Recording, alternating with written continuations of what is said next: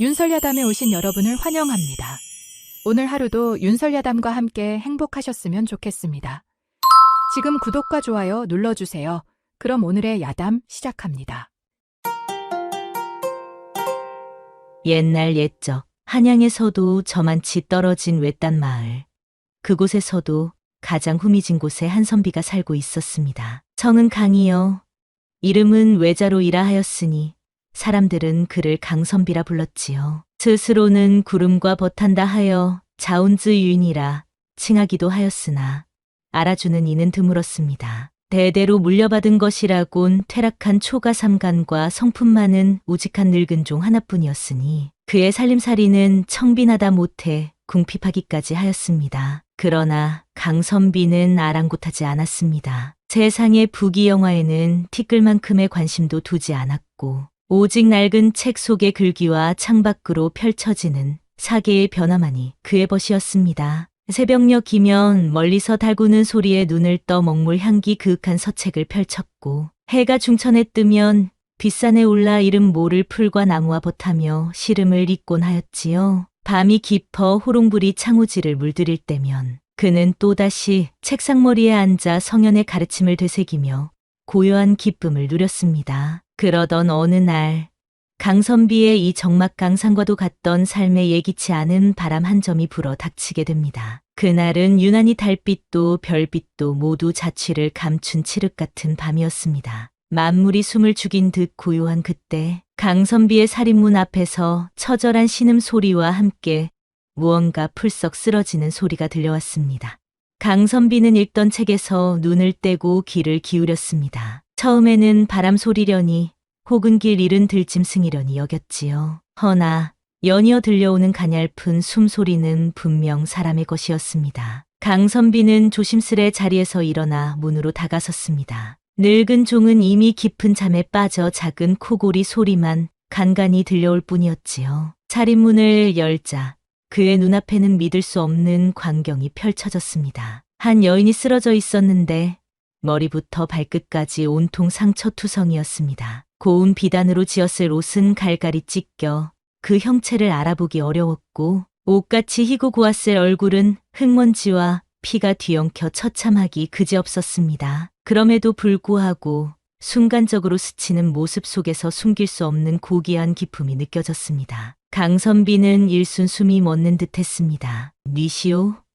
낮은 목소리로 물었으나 여인은 대답할 기력조차 없는 듯 미약한 신음만을 흘릴 뿐이었습니다. 여인의 이름은 여랑, 본디 한양에서도 손꼽히는 만석군 집안의 귀한 마님이었습니다. 허나 간악한 시누이의 모함과 남편의 무정함으로 인해 하루아침에 오갈 데 없는 신세가 되어 쫓겨난 몸이었지요. 며칠 밤낮을 정처 없이 헤매다 기력이 다해 이곳 강선비의 집 앞까지 흘러들게 된 것이었습니다. 강선비는 망설였습니다. 생전 처음 보는 여인, 그것도 이리 처참한 몰골의 여인을 어찌해야 할지 몰랐습니다. 신고 있던 버선발이 차가운 밤이슬에 젖어드는 것도 잊은 채 그는 잠시 갈등했습니다. 이대로 관아에 알려야 하는 것인가 아니면 못 본 척 돌아서야 하는 것인가. 허나 그의 발길을 돌리게 한 것은 여인의 눈가에 맺힌 한 방울 눈물이었습니다. 그 눈물 속에는 천갈래 만갈래의 서름과 원망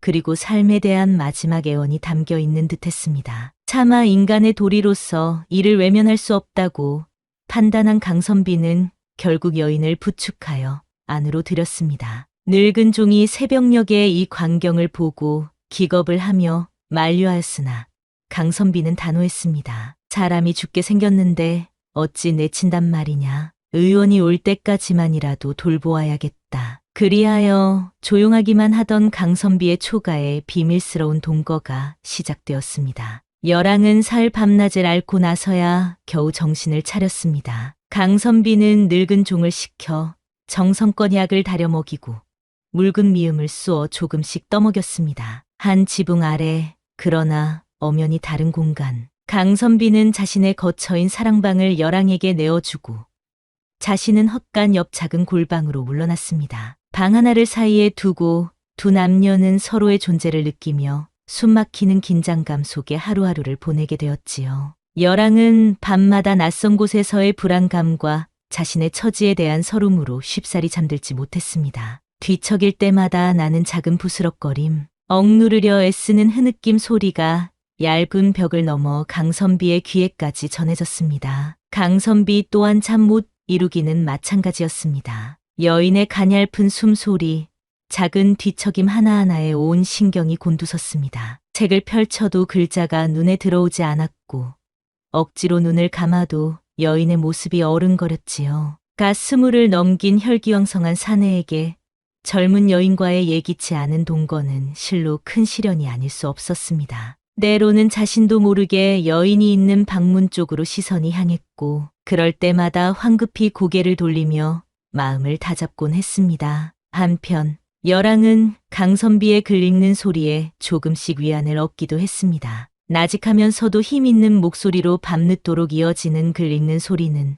마치 험한 풍랑 속에서 만난 등대, 불빛처럼 그녀의 불안한 마음을 다독여 주었습니다. 하지만 동시에 자신의 존재가 저 청렴한 선비에게 얼마나 큰 누를 끼치고 있는지 생각하면 죄스러움에 고개를 들 수가 없었습니다. 날이 가고 달이 바뀌면서 여랑은 조금씩 기운을 차렸습니다. 강선비의 보살핌 덕분에 몸의 상처는 아물었지만 마음의 상처는 쉬이 아물지 않았지요. 그러던 어느 날 강선비는 여랑이 단순히 연약하기만 한 여인이 아니라는 것을 깨닫게 되었습니다. 그날은 강선비가 평소 아끼던 시경을 읽고 있던 참이었습니다. 홀로 깊은 뜻을 음미하고 있는데 문 너머에서 여랑의 낭낭한 목소리가 들려왔습니다. 선비님께서 읽고 계신 구절은 아마도 관저일 듯하옵니다. 요조숙녀 군자오구라 하였으니 그 뜻이 실로 아름답지 않사옵니까? 강선비는 깜짝 놀랐습니다. 여인이 그를 아는 것은 물론이요. 시경의 구절까지 정확히 짚어내다니. 그는 조심스럽게 방문을 열고 여랑을 바라보았습니다. 여랑은 단정히 앉아 창밖을 바라보고 있었는데 그 모습이 어딘지 모르게 처연하면서도 기품이 넘쳤습니다. 낭자께서도 시경을 아시오?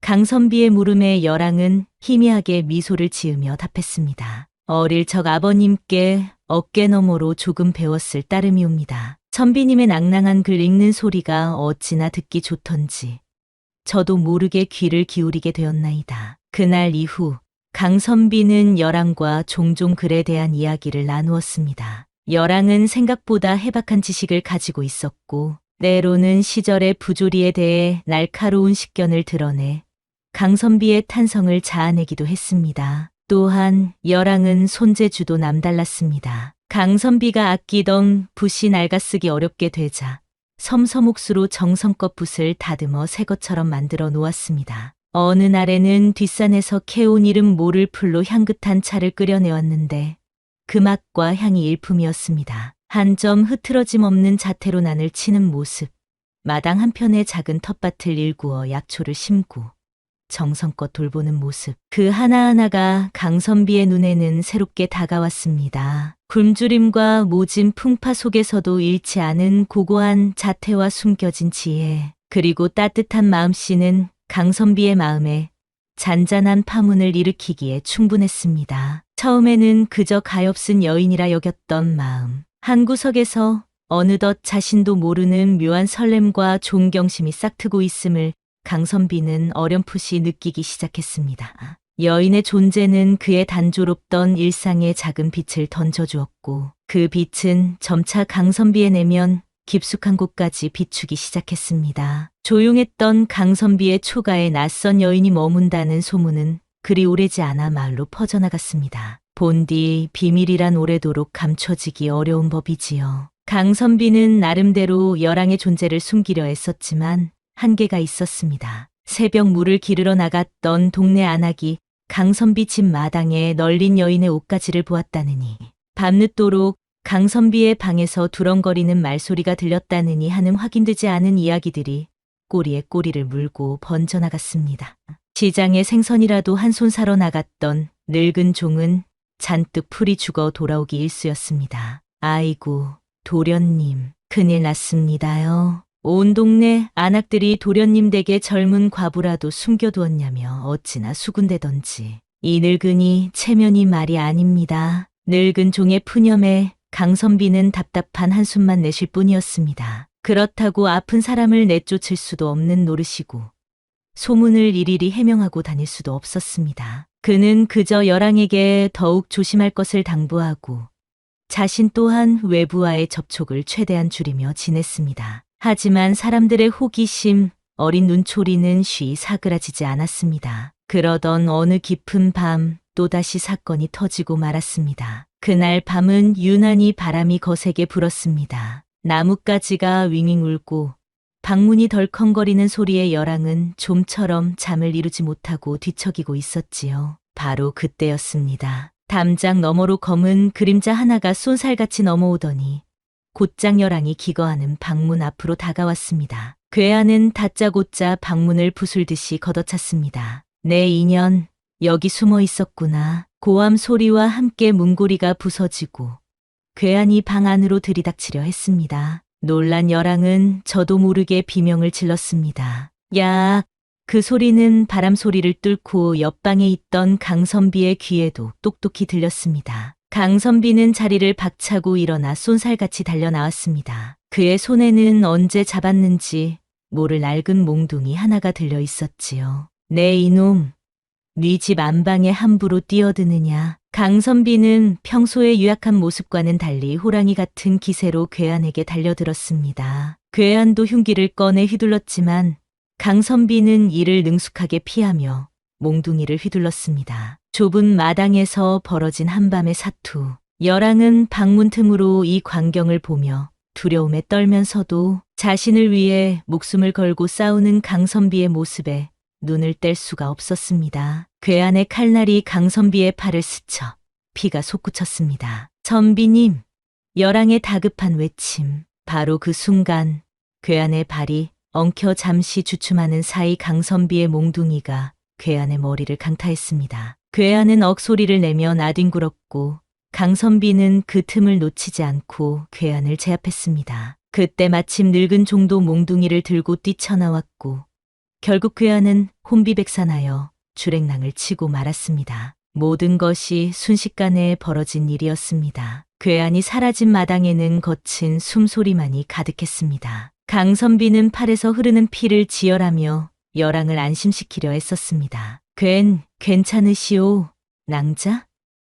여랑은 떨리는 목소리로 대답했습니다. 저는 괜찮습니다만 선비님 팔에서 피가. 그녀는 급히 자신의 치마폭을 찢어 강선비의 팔을 감싸주려 했습니다. 어둠 속 서로의 거리는 한 뼘도 채 되지 않았습니다. 여랑의 섬세한 손길이 강선비의 팔에 닿았을 때 두 사람 사이에는 말로 표현하기 어려운 미묘한 기류가 흘렀습니다. 여랑의 따스한 숨결이 그의 뺨에 느껴졌고 강선비는 저도 모르게 마른 침을 삼켰습니다. 여인의 체향과 피 냄새가 뒤섞여 아찔한 순간이었지요. 강선비는 황급히 몸을 뒤로 물리며 말했습니다. 이 정도 상처는 괜찮소. 어서 방으로 드시오. 그날 밤 두 사람은 각자의 방에서 뜬 눈으로 밤을 지새웠습니다. 강선비는 팔의 통증보다도 방금 전 여랑과의 아찔했던 접촉으로 인해 심장이 두근거렸고 여랑 또한 자신을 구해준 강선비에 대한 고마움과 함께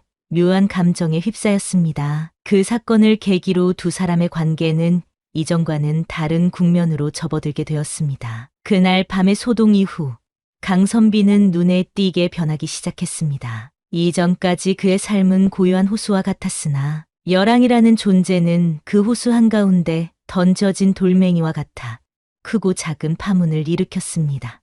무엇보다 그의 학문하는 태도가 달라졌습니다. 이전에는 그저 책 속에 파묻혀 현실과는 동떨어진 이상만을 논했다면 이제는 여랑과의 대화 속에서 그리고 그녀가 겪었던 세상의 모진 풍파를 통해 현실을 직시하게 된 것이지요. 탁상공문에 그쳤던 그의 글에는 생기가 돌기 시작했고 백성들의 고단한 삶과 사회의 부조리를 날카롭게 지적하는 내용이 담기기 시작했습니다. 붓을 잡는 그의 손길 너머로 마당 한편에서 조용히 나무를 다듬는 여랑을 지켜보는 눈빛에는 전에는 찾아볼 수 없었던 깊은 다정함과 함께 자신도 미처 깨닫지 못한 소유욕과 같은 뜨거운 감정의 그림자가 드리워지곤 했습니다. 때로는 여랑이 들려주는 바깥 세상의 이야기에 귀를 기울이며 함께 분개하기도 하고, 때로는 그녀의 총명함에 감탄하며 자신의 생각을 나누기도 했습니다. 함께하는 시간이 길어질수록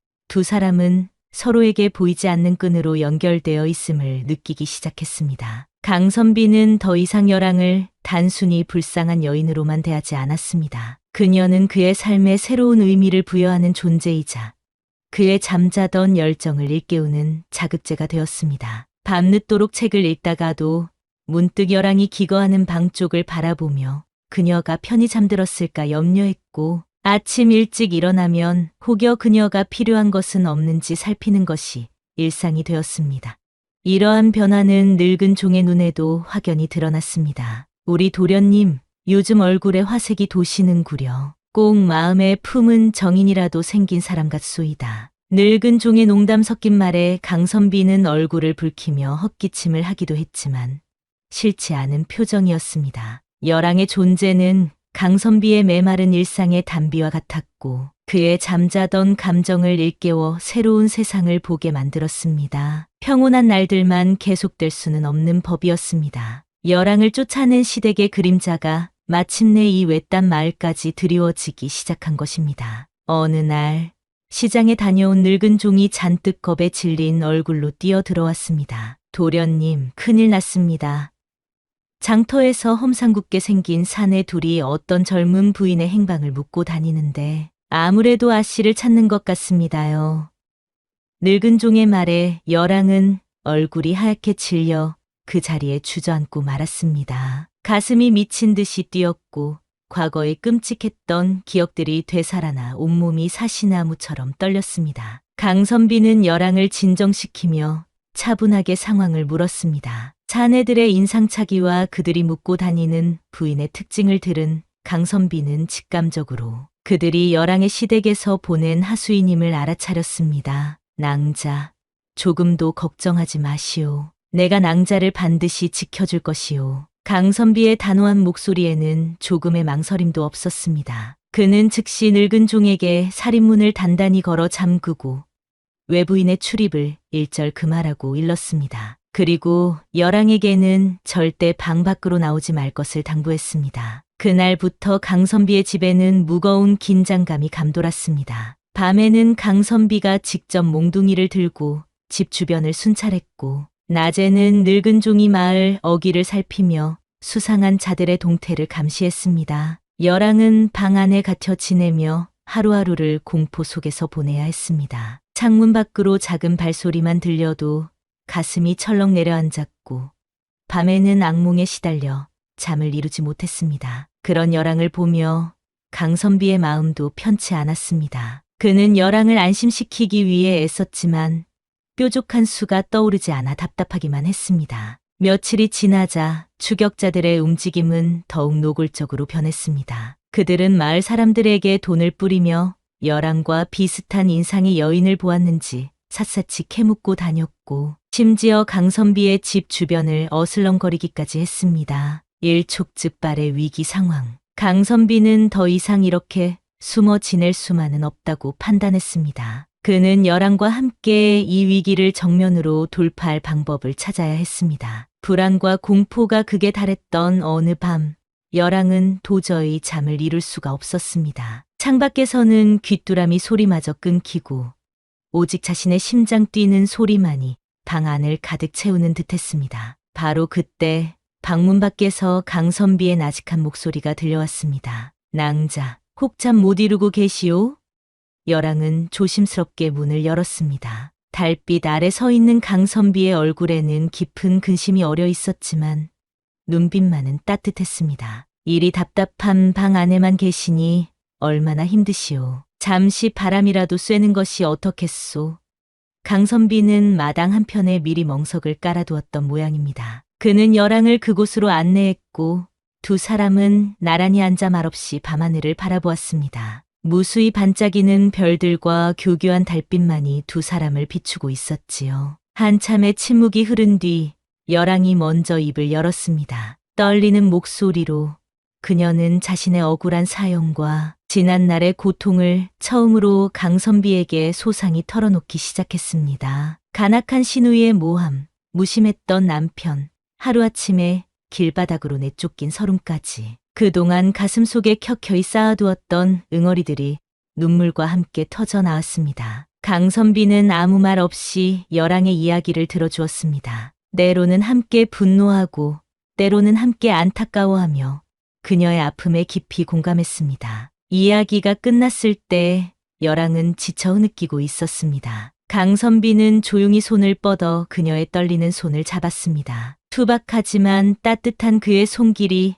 여랑에게는 그 어떤 위로의 말보다 더 큰 힘이 되었습니다. 낭자의 그 깊은 슬픔을 내 어찌 다 헤아릴 수 있겠소. 허나 이것 하나만은 약조하리다. 내 반드시 낭자를 지켜주고 낭자의 억울함을 풀 수 있도록 힘껏 도울 것이오. 강선비의 진심 어린 말에 여랑은 고개를 들어 그를 바라보았습니다. 달빛에 비친 그의 얼굴은 그 어느 때보다 믿음직스러워 보였습니다. 두 사람의 시선이 허공에서 마주쳤고 그 순간 말로는 표현할 수 없는 깊은 교감이 두 사람 사이에 흘렀습니다. 단순한 연민이나 동정을 넘어선 서로를 향한 끈끈한 연대감과 함께 애틋한 감정이 싹트고 있음을 두 사람 모두 느낄 수 있었습니다. 그 밤 달빛 아래에서 두 사람은 세상에 오직 둘만이 존재하는 듯한 특별한 유대감을 공유했습니다. 다음 날부터 강선비는 여랑의 억울함을 풀 방법을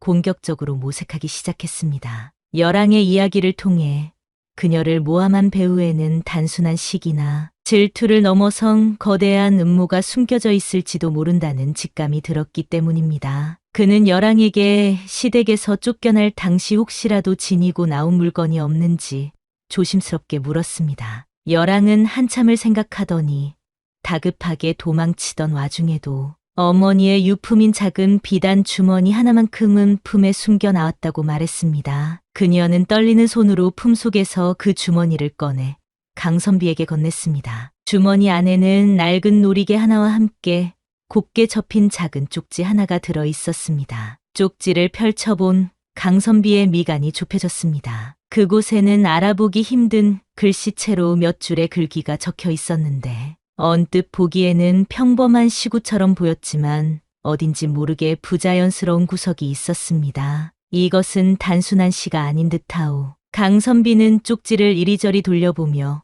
골똘히 생각에 잠겼습니다. 여랑 또한 그 쪽지의 존재를 처음 알았다는 듯 의아한 표정으로 강선비를 바라보았습니다. 혹시 이 쪽지에 대해 아는 바가 있소? 강선비의 물음에 여랑은 고개를 저었습니다. 처음 보는 것이옵니다. 어머님의 유품이라 하여 소중히 간직했을 뿐 안에 이러한 것이 들어있을 줄은 꿈에도 몰랐나이다. 강선비는 쪽지를 들고 자신의 방으로 돌아와 밤늦도록 그것을 연구하기 시작했습니다. 글자 하나하나를 뜯어보고 문장의 배열을 바꿔보기도 하며 숨겨진 의미를 찾으려 애썼습니다. 마치 복잡하게 얽힌 실타래를 푸는 심정이었지요. 며칠 밤낮을 고심한 끝에 강선비는 마침내 그 쪽지가 단순한 시구가 아닌 일종의 암호로 작성된 비밀 문서일 가능성이 높다는 결론에 도달했습니다. 하지만 그 암호를 해독하는 것은 또 다른 문제였습니다. 강선비는 여랑과 함께 머리를 맞대고 암호 해독에 매달렸습니다. 생활고는 견디기 어려운 것이었습니다. 가뜩이나 넉넉지 못했던 강선비의 살림은 여랑이 기거하면서 더욱 쪼들리게 되었고 늙은 종은 하루가 다르게 시름이 깊어갔습니다. 그러던 차에 여랑을 추격하는 사내들이 다시 한번 늙은 종에게 접근해 왔습니다. 그들은 늙은 종에게 큰 돈을 보여주며 여랑의 거처를 알려주면 남은 여생을 편히 살게 해주겠다고 꼬드겼습니다. 순간 늙은 종의 마음이 흔들렸습니다. 평생 가난하게 살아온 그에게 그 돈은 실로 엄청난 유혹이 아닐 수 없었지요. 도련님께는 죄송하지만 나도 이제는 좀 편히 살아봐야 하지 않겠나. 늙은 종은 갈등 끝에 결국 돈을 받고 여랑이 있는 곳을 밀고하기로 마음먹었습니다. 약속된 날짜에 추격자들을 강선비의 집으로 안내하기로 하고 동괴를 받아 든 그의 발걸음은 무거웠습니다. 그러나 막상 강선비의 집으로 돌아와 여랑의 처연한 모습과 자신을 믿는 강선비의 눈빛을 마주하자 늙은 종은 차마 자신이 저지르려는 배신을 실행에 옮길 수가 없었습니다. 밤새 잠 못 이루고 고민하던 그는 새벽녘에야 결단을 내렸습니다. 내가 잠시 눈이 멀었구나. 아무리 돈이 좋다지만 어찌 사람의 도리를 저버릴 수 있단 말인가. 도련님과 아씨의 저 순수한 마음을 내가 어찌.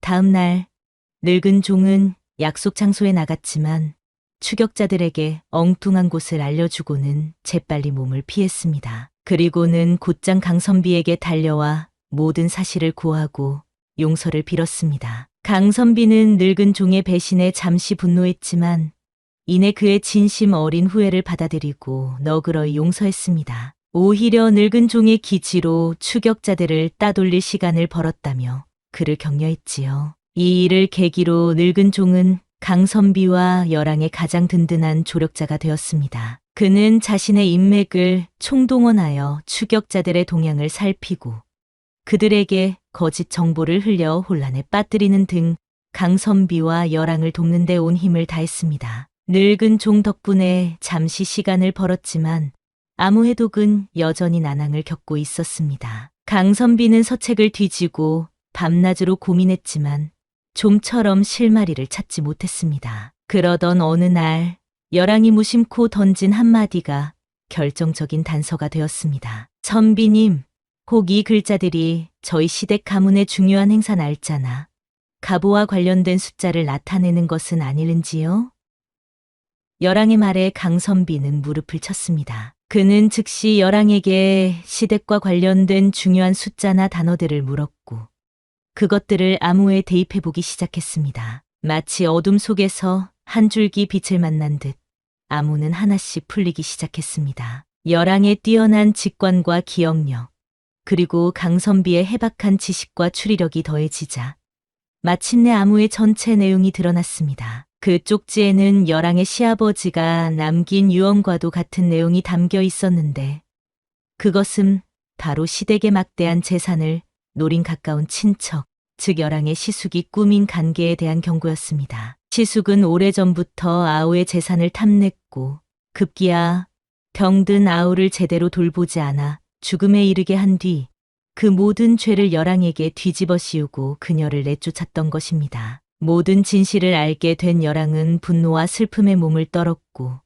강선비는 주먹을 불끈 쥐며 반드시 이 음모를 파헤치고 열왕의 누명을 벗겨주리라 다시 한번 다짐했습니다. 아무 해독은 끝났지만 이제부터가 진짜 시작이었습니다. 시숙의 죄를 입증할 결정적인 증자를 찾아야만 했습니다. 진실을 밝힐 증거를 찾기 위해 강선비와 열왕은 위험을 무릅쓰고 열왕의 옛 시댁이 있는 한양으로 향하기로 결심했습니다. 늙은 종은 눈물로 그들의 앞날을 축복하며 노잣돈과 함께 변장에 필요한 허름한 옷가지를 챙겨주었습니다. 강선비는 떡거머리 총각행색을 하고 열왕은 병든 누이를 돌보는 가난한 안악으로 위장했습니다. 낯선 길, 불안한 여정이었지만 두 사람은 서로에게 의지하며 험한 산길을 넘고 밤이슬을 맞으며 걸었습니다. 며칠 만에 도착한 한양 근교의 작은 주막. 방세를 아끼기 위해 어쩔 수 없이 좁디 좁은 방 하나를 얻어 함께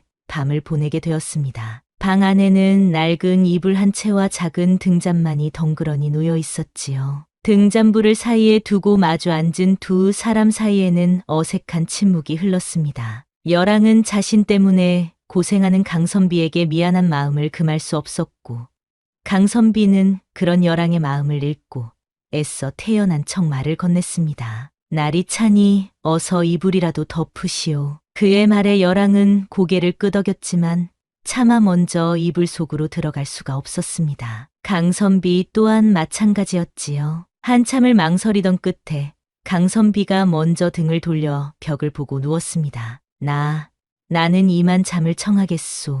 낭자도 편히 쉬시오. 그의 목소리는 미세하게 떨리고 있었습니다. 열왕도 조심스럽게 그의 등 뒤에 누웠습니다. 얇은 이불 한 장을 사이에 두고 두 사람의 등이 맞닿을 듯 가까웠습니다. 서로의 숨소리가, 심장의 고동 소리가 바로 곁에서 들리는 듯했습니다. 열왕은 강선비의 넓은 등이 마치 든든한 산처럼 느껴졌고, 강선비는 등 뒤에서 느껴지는 열왕의 온기에 온몸의 신경이 곤두서는 것을 느꼈습니다. 걷잡을 수 없는 감정이 파도처럼 밀려왔지만 두 사람은 애써 이성을 붙잡고 서로에게 아무런 말도 건네지 않았습니다. 그 밤, 좁은 주막방 안에서 두 남녀는 뜬 눈으로 밤을 지새우며 서로의 존재를 그 어느 때보다 강렬하게 느끼고 있었습니다. 다음 날부터 강선비와 열왕은 공격적으로 열왕의 옛 시댁 주변을 탐문하기 시작했습니다. 열왕은 얼굴을 가리고 행색을 초라하게 하여 알아보는 이가 없도록 조심했고, 강선비는 특유의 언변과 기지를 발휘하여 시댁의 하인들이나 주변 상인들에게 접근의 정보를 캐내려 했습니다. 며칠을 허탕만 치던 어느 날, 열왕은 저작거리에서 뜻밖의 인물을 마주치게 되었습니다. 그것은 바로 과거 자신에게 온갖 누명을 씌우는데 앞장섰던 간악한 몸종이었습니다. 그 몸종은 열왕이 쫓겨난 후에도 시숙에게 빌부터 호요식하고 있는 듯 예전보다 훨씬 값비싼 옷차림의 얼굴에는 교만한 기색이 가득했습니다. 열왕은 순간적으로 치미는 분노를 억누르고 강선비에게 이 사실을 알렸습니다. 강선비는 잠시 생각에 잠기더니 이내 계책을 내놓았습니다. 그는 열왕을 안전한 곳에 숨겨두고 자신이 직접 그 몸종에게 접근하기로 했습니다. 강선비는 일부러 몸종이 자주 드나드는 주막의 자리를 잡고 우연을 가장하여 그녀와 합석하게 되었습니다. 그는 능청스러운 연기로 자신이 큰돈을 만질 수 있는 일거리를 찾고 있는 한량인 것처럼 행세하며 몸종의 환심을 샀습니다. 처음에는 경계하던 몸종도 강선비의 달콤한 말과 술에 넘어가 점차 속내를 털어놓기 시작했습니다. 강선비는 결정적인 순간을 놓치지 않고 시숙의 비밀에 대해 넌지시 떠보았습니다. 듣자 하니 대개 상전께서는 참으로 대단한 수완가이시라던데 혹 남 모르는 비책이라도 있으신 게요? 나도 그런 분 밑에서 한몫 잡아보고 싶소이다. 몸종은 술기운에 이미 이성을 잃은 듯 의기양양하게 떠벌리기 시작했습니다. 우리 나리께서 얼마나 대단한 분이신 줄 아시오? 그분 손에 한 번 걸리면 멀쩡한 사람도 하루아침에 역적이 되고 죽은 사람도 다시 살아난다오. 모든 것이 그분의 계획대로 착착 진행되지. 그 증거가 될 만한 물건도 내 똑똑히 보았소이다. 아주 중요한 밀서인데 그것만 있으면 천하를 얻은 것이나 마찬가지지. 몸종의 입에서 밀서라는 단어가 나오자 강선비의 눈이 빛났습니다. 그는 애써 태연한 척하며 밀서가 있는 곳을 캐물었고 마침내 그 몸종으로부터 밀서가 시숙의 사랑채 비밀 장소에 숨겨져 있다는 사실을 알아냈습니다. 밀서의 존재를 알게 된 강선비와 열왕은 즉시 그것을 손에 넣기 위한 계획을 세웠습니다. 한시가 급했습니다. 날이 어두워지기를 기다려 두 사람은 검은 옷으로 갈아입고 복면을 한 채 열왕의 옛 시댁으로 숨어들었습니다. 담을 넘고 마당을 가로질러 마침내 시숙의 사랑채에 다다랐을 때 두 사람의 손에는 땀이 흥건했습니다. 열왕은 예전 기억을 더듬어 사랑채의 구조와 비밀 장소의 위치를 강선비에게 알려주었고 강선비는 조심스럽게 방 안으로 잠입했습니다. 다행히 방 안에는 아무도 없었습니다. 강선비는 열왕이 일러준 대로 벽장 뒤 숨겨진 공간을 찾아냈고 그곳에서 마침내 낡은 나무 상자 하나를 발견했습니다. 상자 안에는 과연 몸종이 말했던 밀서 뭉치가 들어있었습니다. 밀서를 손에 넣은 강선비가 막 방을 빠져나오려던 순간이었습니다. 거기 누구냐? 밖에서 인기척을 느낀 시댁의 간호들이 횃불을 들고 몰려들기 시작했습니다. 순식간에 사랑채 주변은 수십 명의 간호들에게 포위되었습니다. 절체절명의 위기. 강선비는 열왕의 손을 잡고 외쳤습니다. 낭자 이쪽이오. 내가 시간을 벌 테니 어서 이 밀서를 가지고 뒤쪽 담으로 도망치시오. 그리고 무슨 일이 있어도 날 기다리지 마시오. 열왕은 눈물을 머금고 망설였지만 강선비의 단호한 눈빛에 결국 그의 뜻을 따르기로 했습니다. 강선비는 허리춤에 차고 있던 단도를 빼들고 간호들에게 달려들었습니다. 한 사람의 힘으로 수십 명을 당해낼 수는 없는 노릇. 강선비는 필사적으로 싸웠지만 결국 수정 열쇠를 극복하지 못하고 간호들에게 붙잡히고 말았습니다. 여랑은 강선비가 시간을 벌어준 덕분에 간신히 담을 넘어 시댁을 빠져나올 수 있었습니다. 그녀의 손에는 피 묻은 밀서가 굳게 쥐어져 있었고 귓가에는 자신을 위해 목숨을 내던진 강선비의 마지막 외침이 맴돌았습니다. 홀로 남겨진 여랑은 절망감에 휩싸였지만 이내 정신을 차렸습니다. 강선비의 희생을 헛되이 할 수는 없었습니다. 그녀는 강선비가 만일의 사태를 대비해 일러주었던 말을 떠올렸습니다. 그것은 바로 과거 시아버지의 막역한 것이었으며 현재 암행어사로 활동하고 있다는 박진수 대감에 대한 이야기였습니다. 강선비는 혹시 자신에게 무슨 일이 생기거든 반드시 박 대감을 찾아가 도움을 청하라고 신신당부했었습니다. 여랑은 한치의 망설임도 없이 박 대감의 행방을 수소문하기 시작했습니다. 며칠 밤낮을 헤맨 끝에 마침내 한양 근교의 작은 암자에서 은밀히 머물고 있는 박 대감을 찾아낼 수 있었습니다. 여랑은 박 대감 앞에 무릎을 꿇고 그동안의 억울한 사정과 시숙의 만행, 그리고 강선비의 희생에 대해 눈물로 호소했습니다. 그녀는 품속에서 피 묻은 밀서를 꺼내 박 대감에게 건넸습니다. 박 대감은 여랑의 진실된 호소와 밀서의 내용을 꼼꼼히 살핀 후 크게 노하며 자리에서 일어섰습니다. 내 벗의 가문이 이리 더럽혀지고 무고한 이들이 고통받고 있었음을 미처 알지 못했으니 내 죄 또한 크다.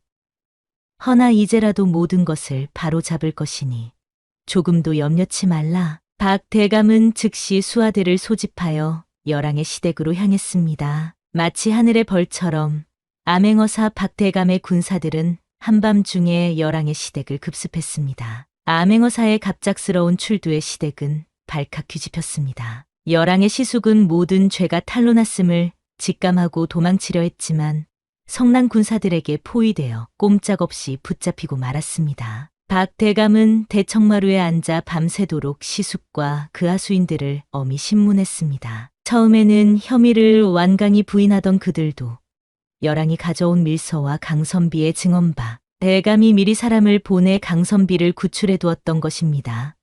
그리고 과거 여랑을 모함했던 몸종의 자백 앞에서 결국 모든 죄를 실토하고 말았습니다. 아우를 죽음에 이르게 하고 그 재산을 가로채기 위해 재수 씨에게 누명을 씌웠으며 이를 은폐하기 위해 온갖 악행을 저질러온 시숙의 죄목은 하늘을 찌를 듯했습니다. 날이 밝자 박 대감은 시숙과 그 일당들을 모두 형조로 압송하고 여랑의 억울한 누명을 만천하에 공표했습니다. 여랑은 마침내 모든 누명을 벗고 가문의 명예를 되찾게 된 것입니다. 죄인들은 법에 따라 엄중한 처벌을 받았고 여랑에게는 시댁의 모든 재산과 가문의 권리가 회복되었습니다. 수개월간의 고통과 서름이 한순간에 씻겨 내려가는 듯했습니다. 여랑은 자신을 도와준 박대감과 강선비에게 눈물로 감사를 표했습니다. 이 모든 사건은 한양 장안에 큰 파문을 일으켰고 사람들은 정의가 살아있음을 이야기하며 여랑의 용기와 강선비의 의로운 행동을 칭송했습니다. 모든 사건이 해결된 후 강선비는 큰 변화를 맞이했습니다. 박 대감은 강선비의 학식과 정의로운 기계를 높이 사 그에게 관직을 제수하려 했으나 강선비는 정중히 사양했습니다. 그는 이번 일을 겪으면서 자신이 진정으로 가야 할 길이 무엇인지 깨달았기 때문입니다. 더 이상 외딴 초가에 묻혀 현실과 동떨어진 글만 읽는 선비가 아니었습니다. 여랑을 구하기 위해 세상의 부조리와 맞서 싸웠던 경험은 그에게 책 속에서는 얻을 수 없었던 살아있는 지혜와 용기를 주었습니다. 그는 백성들의 고단한 삶을 직접 목도했고 그들의 아픔에 공감했으며 그들을 위해 무언가를 해야 한다는 뜨거운 열망을 품게 되었습니다. 강선비는 벼슬길에 나아가는 대신 자신의 작은 힘이나마 고통받는 이들을 위해 쓰기로 결심했습니다. 그는 여랑이 되찾은 재산의 일부를 받아 어려운 이웃을 돕고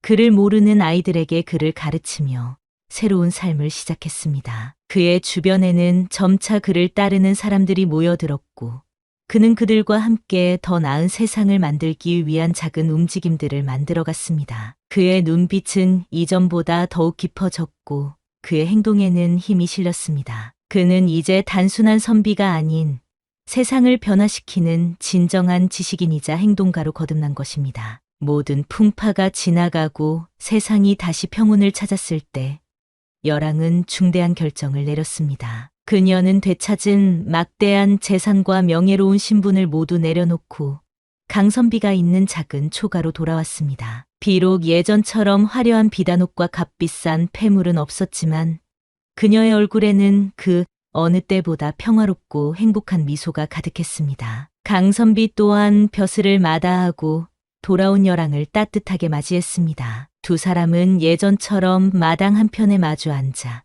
차를 나누고 글을 논하며 서로의 존재만으로도 충만한 밤을 맞이했습니다. 더 이상 불안과 공포는 없었고 오직 서로를 향한 깊은 신뢰와 사랑만이 두 사람 사이에 감돌았습니다. 밤이 깊어지자 강선비는 조용히 열왕의 어깨를 감쌌습니다. 열왕은 기다렸다는 듯 그의 단단한 가슴에 살포시 기댔습니다. 두 사람의 그림자 위로 밟고 둥근 달빛이 부서지듯 쏟아져 내렸습니다. 마치 두 사람의 깊어진 사랑과 앞으로 함께 걸어갈 새로운 미래를 축복하는 듯했습니다. 강선비의 작은 초가에서 피어난 사랑 이야기는 밤바람을 타고 은밀하게 그러나 아름답게 세상으로 퍼져나갔다고 합니다. 쫓겨난 마님을 거두었던 한 선비의 작은 선행이 결국 그의 인생을 송두리째 바꾸어 놓았으니 세상사 인연이란 참으로 오묘하고도 신비로운 것이 아니겠습니까? 그리고 그 인연의 끝에는 이렇듯